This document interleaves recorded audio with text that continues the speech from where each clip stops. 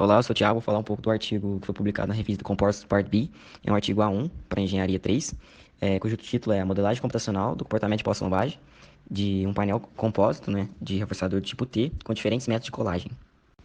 Inicialmente, o fenômeno de falha em painéis reforçados sob compressão é complicado, porque depende de vários fatores, como o tipo de reforçador, a espessura do painel, o tamanho da seção transversal do reforçador, o uso de imperfeição geométrica e até o tamanho do descolamento entre o reforçador e o revestimento.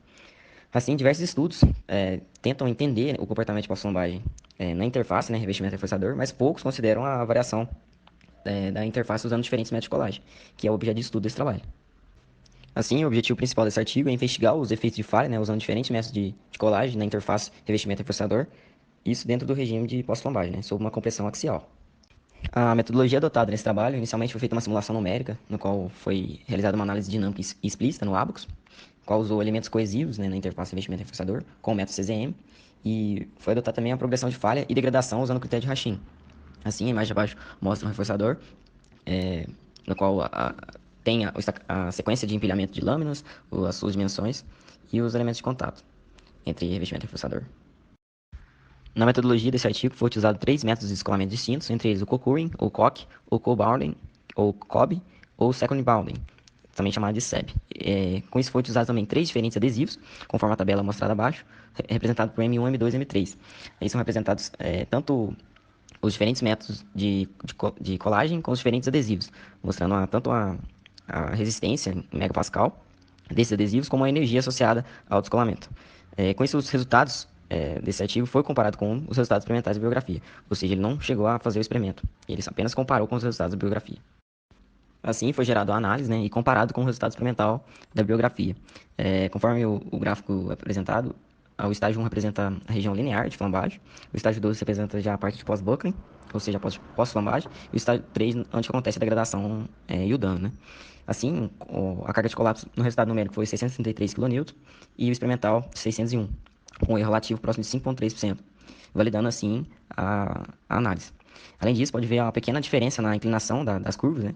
Isso é devido principalmente ao ciclo de carga que foi usado na análise numérica. Após o primeiro mudança de modo de flambagem, na análise experimental, mudou-se o ciclo de carga e com isso teve uma pequena diferença de rigidez entre as duas curvas. Além disso, o ponto A, o ponto B e o ponto C mostram esses diferentes modos de meia onda apresentados na flambagem. Aqui há uma comparação entre o resultado numérico e o resultado experimental, mostrando a região do descolamento, né, do debounding, a parte onde teve a falha por delaminação e a fratura da fibra. Além disso, a imagem direita mostra os diferentes tipos de manufatura, né, o SEB, o COB e o COC, para diferentes cargas de colapso, além de usando assim diferentes materiais. Né. A gente percebe que tanto para o material M1, M2 e M3 de adesivo, o método de manufatura COC torna-se a carga de colapso bem próxima. Aqui são apresentadas diferentes curvas para diferentes métodos adotados de colagem.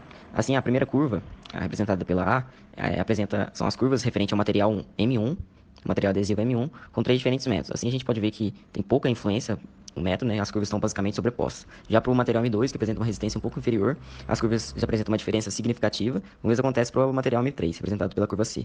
Assim, a gente conclui que para o método de colagem ele acaba tendo pouca influência na carga de colapso e no comportamento de pós-lombagem, quando o material da interface, né, é relativamente resistente. De modo geral, para cada material adesivo na interface entre revestimento e reforçador, existe uma energia associada. Assim, a energia de interface sobre a energia crítica para o descolamento, para três diferentes razões, é demonstrada no gráfico à esquerda. É possível notar também que quanto maior essa razão de energia, menor será o descolamento. Ou seja, no caso da curva em verde apresentada à esquerda, não houve descolamento. Assim, para diferentes outras razões, há o descolamento, tanto local e depois propagado para o global. Para concluir, o método de colagem ele teve pouco efeito na rigidez de compressão, ou seja, a inclinação das curvas, mas ele teve uma grande influência na carga de colapso e afetando assim tanto o modo de falha e o comportamento da interface entre revestimento e reforçador. Além disso, a falha local da fibra e o formato da curva carga por deslocamento são afetados pela razão da energia de interface e pela energia de fratura interlaminar. Esse artigo, em especial, será usado como comparação do meu trabalho, uma vez que ele apresenta uma riqueza de dados muito grande em seu modelo, assim como o método utilizado, assim como as curvas explícitas da curva carga por deslocamento, além dos diferentes modos do descolamento que serão também objeto de estudo do meu trabalho.